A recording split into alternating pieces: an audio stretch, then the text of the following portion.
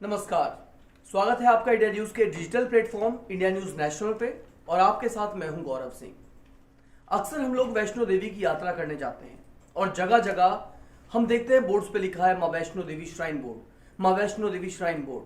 अगर tin shed है तो माँ Vaishno Devi shrine board, toilets है, एम्बुलेंस है, हॉस्पिटल है, खाने का चाय का एक छोटा सा काउंटर भी है, या फिर बहुत दूर मत जाइए, आप एक चाय के कप को ले लीजिए, उस पे भी एक स्टाम्प लगी होती है जिसपे लिखा रहता है मां वैष्णो देवी श्राइन बोर्ड। क्या कभी आपने सोचा है कि ये श्राइन बोर्ड आखिर है क्या? क्यों हर जगह कटरा से लेकर ऊपर मां वैष्णो देवी के भवन तक हर चीज पर मां वैष्णो देवी श्राइन बोर्ड क्यों लगा है? हर ईंट पर, हर पत्थर पर, हर गली में, हर कूचे पर आखिर क्यों लिखा रहता है मां वैष्णो देवी श्राइन बोर्ड? तो चलिए आज यही कहानी हम आपको सुनाते हैं। दोस्तों, अगर वीडियो के माध्यम से आपको अच्छी जानकारी मिलती है तो वीडियो को पूरा देखिएगा। असल में मां वैष्णो देवी श्राइन बोर्ड एक संस्था है जिसे 1986 यानी 1986 में बनाया गया था। इस संस्था का उद्देश्य था कि मां वैष्णो देवी का जो पवित्र तीर्थ धाम है इसका विकास कौन देखेगा, तो उसके लिए एक कमेटी, एक संगठन बनाया गया था जिसका नाम दिया गया था मां वैष्णो देवी श्राइन बोर्ड।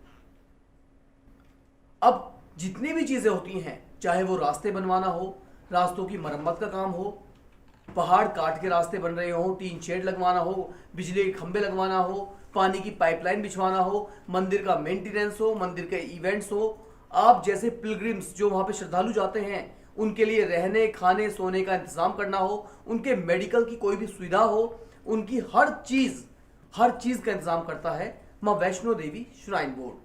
तो ये तो श्राइन बोर्ड का काम है जो वो करता है। अब बड़ी बात ये आती है कि आखिर श्राइन बोर्ड के पास इतना पैसा कहां से आता है कि वो इतना सब इंतजाम कर देता है।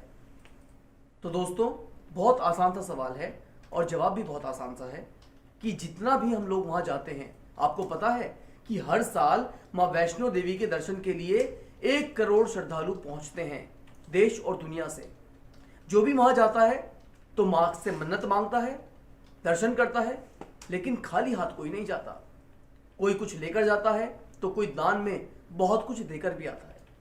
तो जितना भी दान आता है वो सब श्राइन बोर्ड के खाते में जमा कर दिया जाता है, यानी उस दान का सारा हिस्सा श्राइन बोर्ड का होता है और उसी पैसे को श्राइन बोर्ड यात्रियों की सुविधाओं के लिए, यात्रियों के और मंदिर के विकास के लिए, या फिर कटरा से लेकर भवन तक जो भी जितना भी काम होना है उस सब पर खर्च करता है।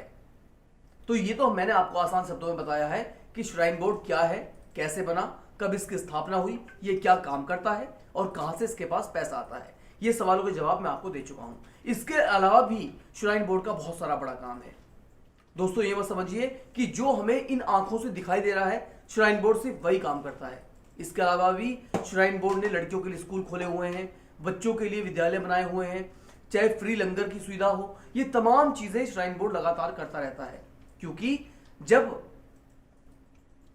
जो आसपास के छोटे मोटे गांव है ना, जो भवन के रास्ते से लेकर कटरा तक के जो छोटे मोटे गांव हैं, उन लोगों के पास बहुत ज्यादा रोजगार नहीं है, तो वो लोग भी कहीं ना कहीं अपने विकास के लिए या अपनी सुविधाओं के लिए श्राइन बोर्ड पर ही टिके हुए हैं। उन लोगों को कई बार मॉनेटरी हेल्प भी करता है, यानी एक तरह से वित्तीय सहायता करता है श्राइन बोर्ड इन लोगों की। उन्हें रोजगार देता है, जैसे रास्ता बन रहा है तो उन्हें रोजगार देगा कि आइए भाई रास्ता बन रहा है, आप काम कीजिए, हम आपको दिहाड़ी देंगे, मजदूरी देंगे।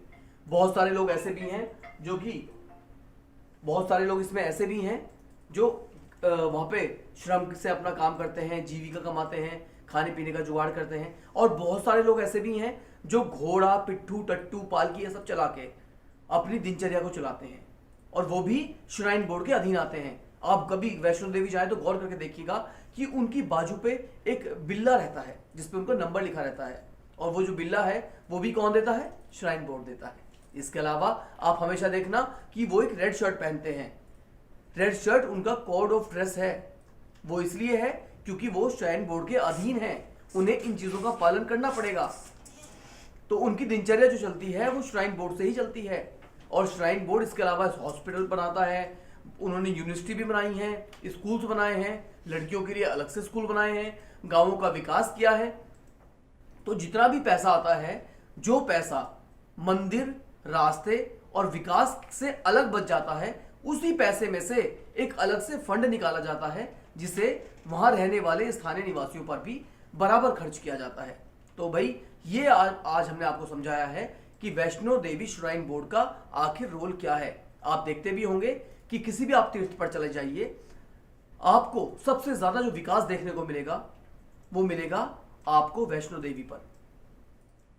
13 किलोमीटर लंबी चढ़ाई, हर जगह रजिस्ट्रेशन के लिए अलग से काउंटर हैं, हर चीजें हाईटेक हैं, बढ़िया रास्ते हैं, पहाड़ काट काट के अच्छे रास्ते बनाए गए हैं, कई रास्ते बनाए गए हैं, बैटरी रिक्शा चलाई गई हैं, बैटरी वाहन चलाए गए हैं ताकि पोल्यूशन भी ना रहे और अलग से आप अच्छे से दर्शन भी कर सके।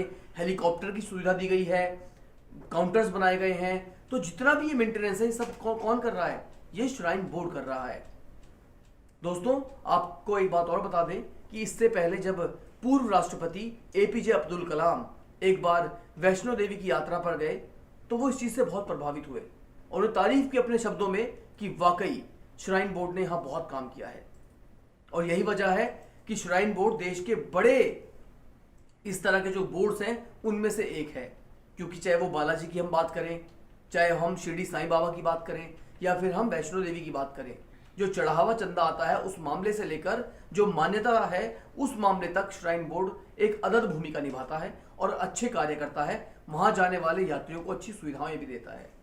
वैष्णो देवी की सुविधाओं को इसलिए बहुत ज्यादा सराहा जाता है क्योंकि ये रास्ता बहुत जटिल है, बहुत कठिन एक चढ़ाई है, लेकिन ऐसे रास्तों पर जन्नत जैसा माहौल देना अपने यात्रियों को, ये अपने आप में बड़ी बात हो जाती है। और ये मुश्किल सा काम भी श्राइन बोर्ड ने बहुत आसानी से कर दिया है। तो दोस्तों, जब भी आप वैष्णो देवी की यात्रा पर जाएं, वहां मिली सुविधाओं के लिए कभी भी श्राइन बोर्ड का शुक्रिया करना बिल्कुल ना भूलें। उम्मीद करता हूं ये जानकारी आपको जरूर पसंद आई होगी, और अगर पसंद आई है तो इसे लाइक करें और अपने सब दोस्तों के साथ खूब शेयर करें। और देश और दुनिया की तमाम बड़ी खबरों के लिए लगातार देखते रहिए इंडिया न्यूज़ नेशनल। धन्यवाद।